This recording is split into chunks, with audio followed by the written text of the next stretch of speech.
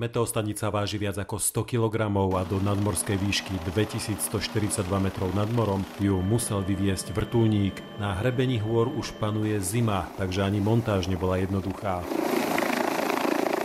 Práca so šrobíkmi, s matkami a v rukaviciach sa to nedá, čiže často bez rukavíc, takže si človek niekedy necítil už prsty.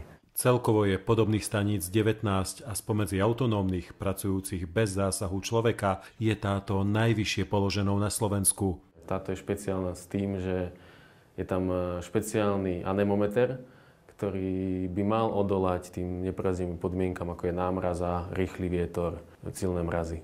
Miesto pritom nevybrali náhodou, z príslopu pravidelne padajú do Žiarskej doliny lavíny, ktoré ohrozujú turistami navštevovanú Žiarsku chatu a prístupovú cestu k nej. Pred 7 rokmi tu padla najväčšia lavína. Z masívu príslopu sa odtrhlo 7 lavín naraz, ktoré sa zliali potom dokopy a zasypali celé dno Žiarskej doliny. Nános snehu dosahoval výšku cez 20 metrov. To, že nikoho nezranila, bolo zásluhou práve strediska lavinovej prevencie. Včas pred ňou varovali a dolinu so Žiarskou chatou vtedy uzavreli. Nová meteostanica má tieto predpovede ešte viac zlepšiť. Milan Velecký, RTVS.